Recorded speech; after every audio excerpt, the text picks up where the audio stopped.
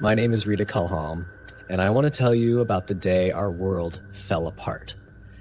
It started on a Tuesday morning when I saw the fence. Someone had built it overnight on our land, the eastern pasture where my grandfather planted apple trees 60 years ago. The fence was tall, metal, and cruel looking. Behind it stood three men with hard faces and harder eyes. "Get off our property," I shouted, my voice shaking. The biggest man stepped forward. He wore a black shirt and had scars on his knuckles. "This is Dan Cardozo's land now. You're the one who needs to leave." My stomach dropped. Everyone in our territory knew that name. Dan Cardozo, the land mafia, the man who made families disappear from their homes, the man the police feared to touch. "This is Harmony Hills Ranch," I said, holding up my phone. "I'm calling the sheriff."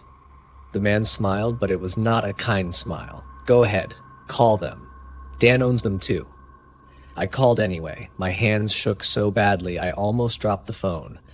The sheriff's office put me on hold for 20 minutes. When someone finally answered, they said they would look into it and hung up. No one ever came. That night, I couldn't sleep. Every sound made me jump. Every shadow looked like a man coming to hurt us. My husband Tom sat by the window with our old hunting rifle across his lap. Neither of us spoke. We just waited for something terrible to happen. The next morning, our water pump was destroyed. Someone had smashed it with a sledgehammer. The metal was twisted like paper. We had 200 cattle that needed water. We had crops that needed water. We had our own children who needed water. Tom drove to town to buy a new pump. He came back 2 hours later, pale as snow. "They warned me," he whispered. "Two men cornered me at the hardware store. They said if we don't give up the eastern pasture, something bad will happen. They knew Emma's teacher's name. They knew Jake's soccer schedule. They know everything about us." I felt something break inside me then.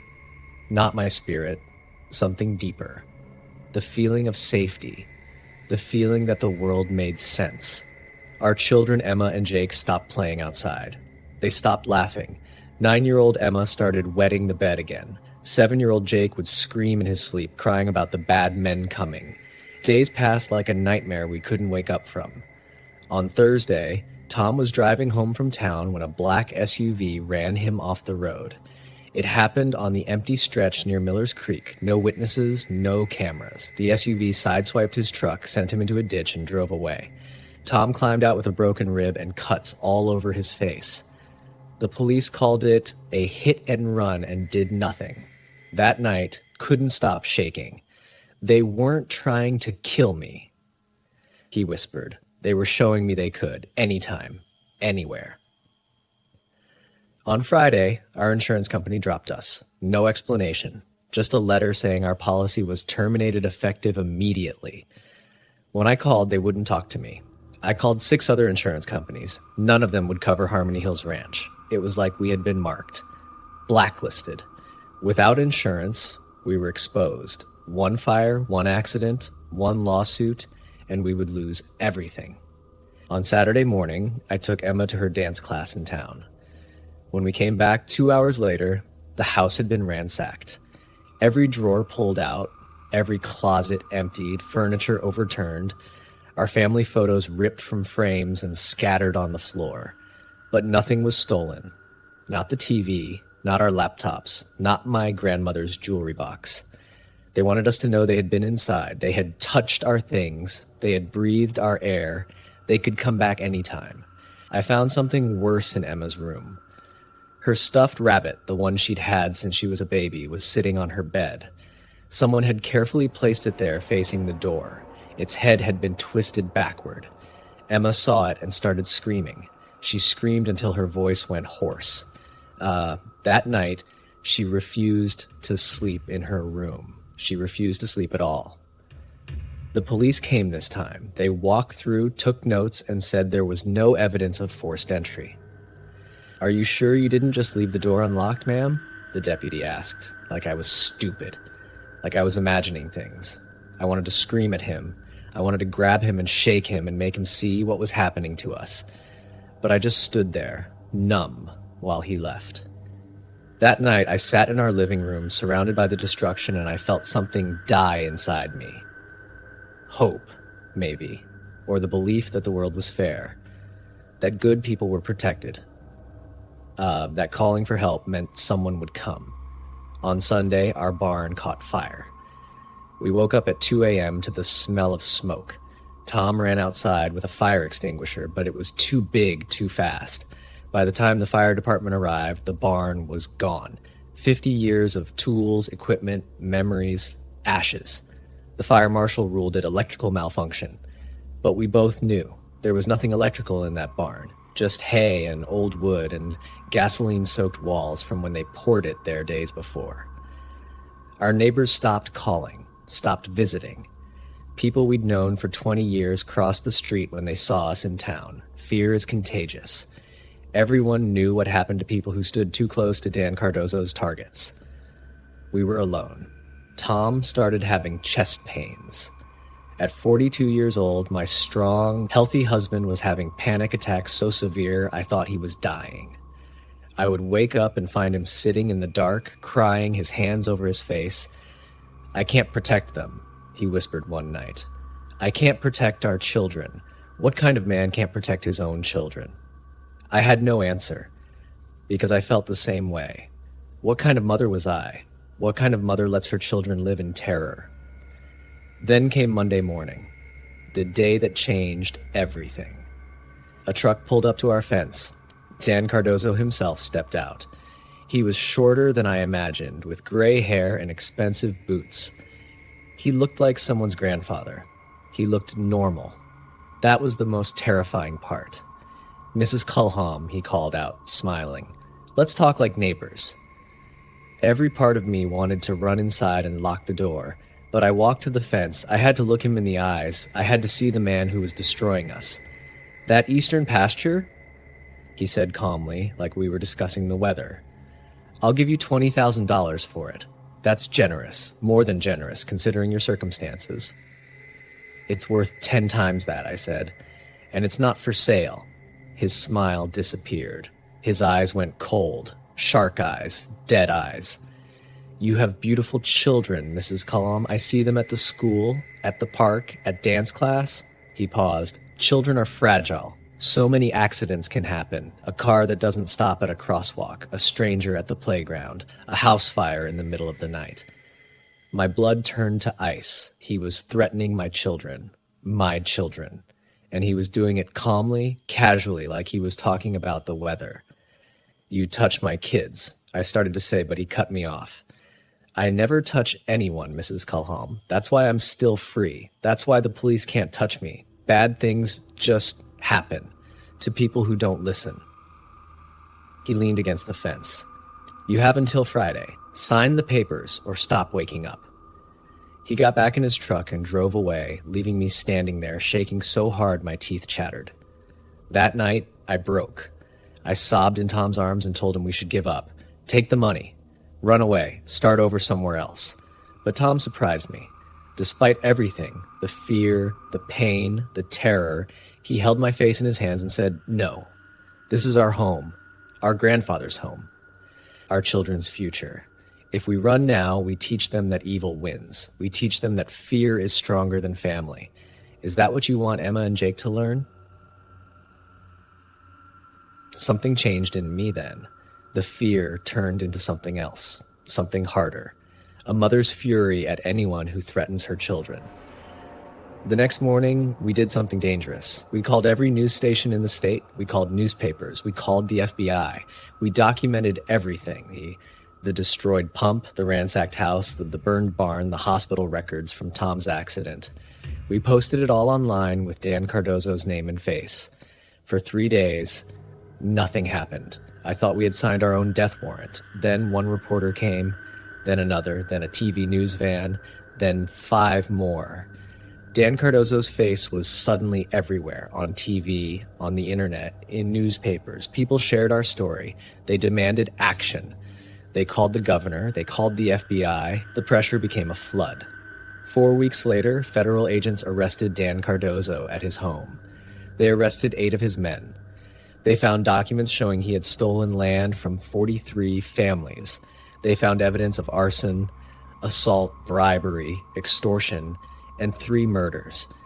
The day they arrested him, I sat on our porch with Tom and our children, watching the sunset over the eastern pasture, our pasture.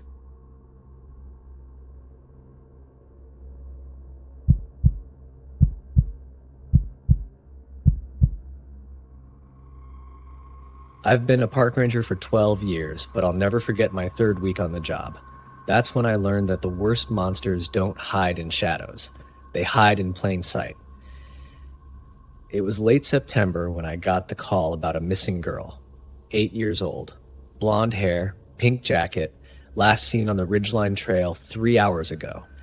My stomach dropped. 3 hours in these woods meant she could be miles away, hurt or worse. I grabbed my pack and radioed for backup, but the nearest ranger was 40 minutes out. The sun would set in 2 hours. I couldn't wait. The trail started easy, but I knew it got dangerous fast. Steep cliffs, dense forest, places where a small child could fall and never be found. I called her name every few steps. Evelyn, Evelyn, can you hear me? Only silence answered. After 20 minutes, I found her pink jacket caught on a bush. My heart raced.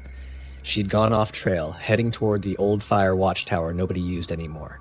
The area was unstable, full of rotting wood and rusted metal. We'd planned to tear it down next spring. I ran harder, branches whipping my face.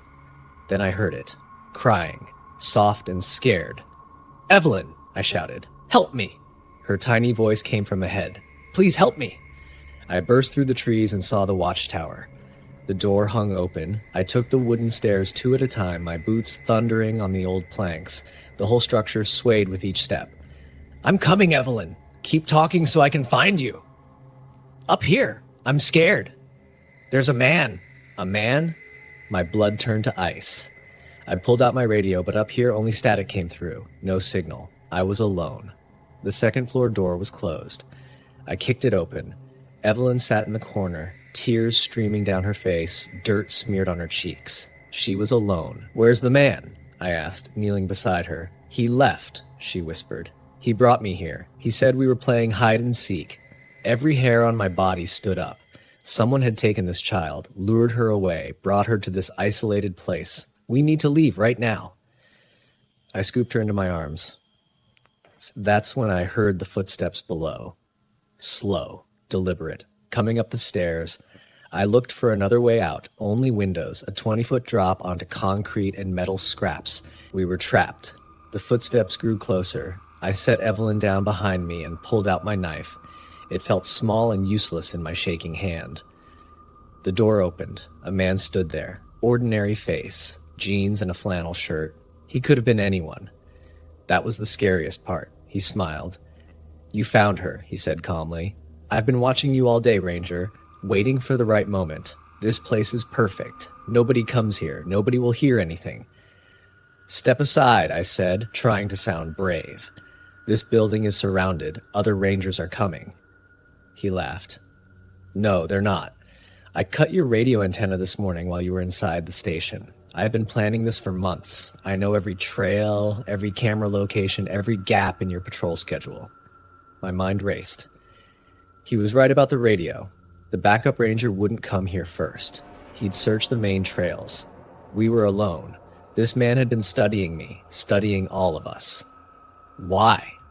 I asked, stalling for time. "Because I can," he said simply. "Because I'm smarter than all of you. I've done this before. Different parks, different states. They never caught me. They never will." Evelyn whimpered behind me. He took a step forward. That's when I remembered my whistle, the emergency whistle every ranger carries. I grabbed it and blew as hard as I could. The sharp, piercing sound filled the small room. He lurched forward, covering his ears. I didn't think, I just acted. I grabbed Evelyn and ran straight at him, slamming my shoulder into his chest. He stumbled backward into the doorframe. We squeezed past and hit the stairs running. Behind us, I heard him roar. Footsteps pounded after us. "Don't look back!" I screamed at Evelyn. "Keep running!" The stairs groaned under our weight. Some planks cracked and fell away. I heard him getting closer. His breathing, his footsteps. He was faster than me. He was going to catch us.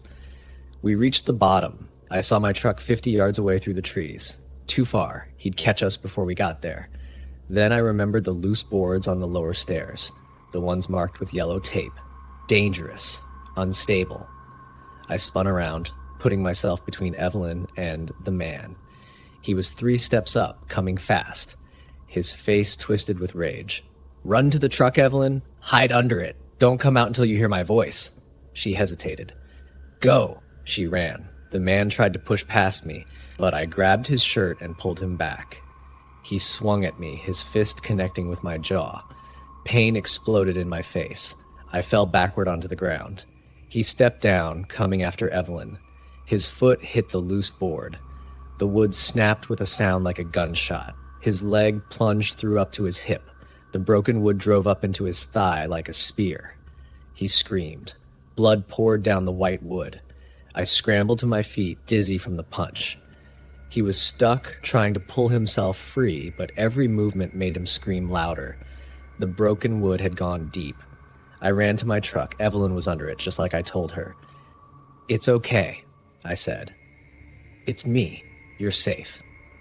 I got her in the truck and locked the doors. Then I grabbed my backup radio from the glove box. This one worked. Emergency. Emergency. This is Ranger Station 7. Officer needs assistance. I have a missing child, safe but traumatized. I have a suspect in custody, injured. Send police and ambulance to the old fire watchtower immediately. They came. Police. Ambulances. More rangers. They pulled him free and arrested him right there, even as they stopped the bleeding. Evelyn's parents arrived and held her like they'd never let go. Later, the police told me they'd found evidence in his car. Maps of 12 different national parks, newspaper clippings about missing children, a journal with dates and names that made them go pale. He'd been hunting children in parks for 6 years. Evelyn was supposed to be his 8th victim. Because of her, because she was found, they solved cases in 4 different states. They found evidence. They found closure for families who'd waited years for answers.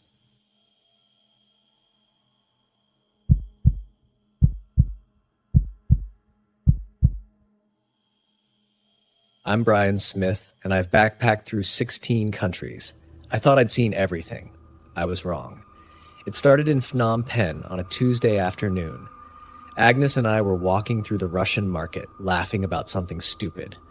We'd been traveling together since Amman, 4 months of buses and hostels and shared meals. She had this bright laugh that made everyone turn around. Then I felt a hand grab my backpack. Hard. I spun around and saw a skinny kid, maybe 15, pulling at my bag.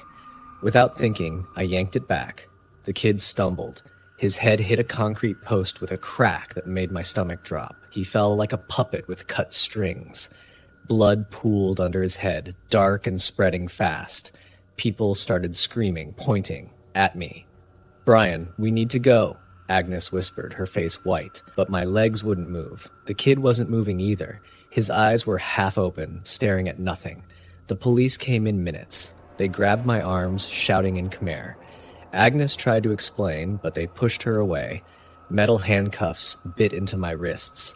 The crowd pressed closer, angry faces yelling words I couldn't understand. At the station, one officer spoke broken English. "You killed boy. Very serious. It was an accident. He tried to rob me." The officer's face stayed blank. "You go to court, then prison." The court hearing lasted 10 minutes. The judge spoke only Khmer. My translator was a bored man who kept checking his phone. I tried to explain what happened, but he cut my words short, making them sound simple and wrong. The mother of the boy sat in the front row. Her wailing filled the courtroom like a siren. She pointed at me and screamed until guards let her out. 2 years, the translator said flatly. Prison. My knees buckled. Agnes was crying in the back row, her hands covering her mouth. They took me that same day. Praesar prison sat outside the city like a concrete nightmare. Walls topped with rusted wire, guard towers with men holding rifles. The heat pressed down like a weight I couldn't shake off. Inside, the smell hit me first. Sweat, waste, rot, and something else I couldn't name. something that smelled like fear. My cell was built for 20 men. 43 of us lived there. The concrete floor was cracked and stained, one bucket in the corner for all of us. The air was so thick and hot I could barely breathe. I got the spot by the wall. No mat, no blanket, just concrete that stayed warm all night from the day's heat. The first week, I couldn't eat. The rice was gray and moving with tiny bugs. The water tasted like metal. I lost 12 pounds. The men around me were silent or screaming. Some rocked back and forth for hours. Others fought over nothing, space, air, a look. I learned to make myself small, to disappear. The guards were worse than the prisoners. They walked through with wooden sticks, hitting anyone who looked up. I learned to keep my eyes down. At night, I heard things I can't forget. Men crying, men begging. Sounds of pain from other cells that made my skin crawl. I'd press my hands over my ears, but I could still hear everything. I stopped sleeping. When I closed my eyes, I saw the kid's head hitting the concrete, heard that crack, saw the blood over and over. My second month, a prisoner named Dara started talking to me. He spoke some English. He told me the boy hadn't died, just a bad concussion. They'd lied in court. Why? I asked. Money, he said simply. Family wants money. You pay, you go home. But I had no money. Nothing. Agnes visited once a week. We sat across a scratched plastic barrier, speaking through phones that barely worked. She looked thinner each time. Tired. Her bright laugh was gone. I'm trying, she said during the third month. I've contacted the embassy, lawyers, everyone. Just go home, I told her. Save yourself. She shook her head. No. The worst came in month 5. A guard I'd never seen before stopped by my spot. He smiled, and that smile made my blood go cold. American? He said. I didn't answer. He kicked me in the ribs. Not hard enough to break anything, hard enough to make his point. It became his routine. Every few days, he'd find me. A kick, a slap. Once he made me stand in the sun for 6 hours without water. I collapsed. He laughed. I learned his name was Sofique. The other prisoners looked away when he came near. They knew. I started thinking about ways to die. The exposed wires in the shower, the high windows, anything to stop the days from bleeding into each other. Then Agnes stopped visiting. Week 6. Week 7. No Agnes. I thought she'd finally given up. Gone home to Sweden. I didn't blame her. Month 8, a different guard called my name. Smith. Visitor. I shuffled to the visiting room expecting maybe the embassy. Someone official with bad news. Agnes sat there, but she wasn't alone. A Western man in a suit sat beside her. He had sharp eyes and an expensive watch. Brian, Agnes said, and her voice cracked. This is Marcus. He's a journalist. Marcus leaned forward. Agnes told me your story. I've been investigating. The boy's family admitted they lied. He recovered fully 3 days after the incident. The police knew, the judge knew. They kept you here for money that never came. My hand started shaking. What? We have proof, documents. The family's confession on camera. I published the story yesterday. It's everywhere. CNN, BBC, the embassy is pressuring the government. I couldn't breathe, couldn't speak. They're releasing you, Agnes whispered. Tomorrow. I broke down right there, sobbed like a child. Agnes pressed her hand against the plastic barrier, and I pressed mine back. The next 30 hours moved like years and seconds at the same time. I didn't sleep. Couldn't. When they called my name in the morning, I thought it was another trick, another beating. But they gave me my old clothes, wrinkled and stained. They opened the gates. Agnes stood outside in the bright morning sun. She looked exactly like she did in Amman. Bright. Alive. I walked through those gates on legs that barely held me. She grabbed me, hugged me so tight I felt my ribs protest. I didn't care. You didn't leave, I said. I told you I wouldn't. We flew out of Cambodia 2 days later. I weighed 41 pounds less than when I'd arrived. My ribs showed through my skin. I had scars from bug bites that wouldn't heal, nightmares that woke me up screaming. But I was out. Agnes stayed with me through all of it. The recovery, the therapy, the long nights when I couldn't close my eyes without seeing concrete walls. I learned later that she'd sold everything. her camera equipment, her laptop, her grandmother's necklace. She'd used the money to track down Marcus to fund his investigation and to buy the truth that set me free. I'm home now. Safe.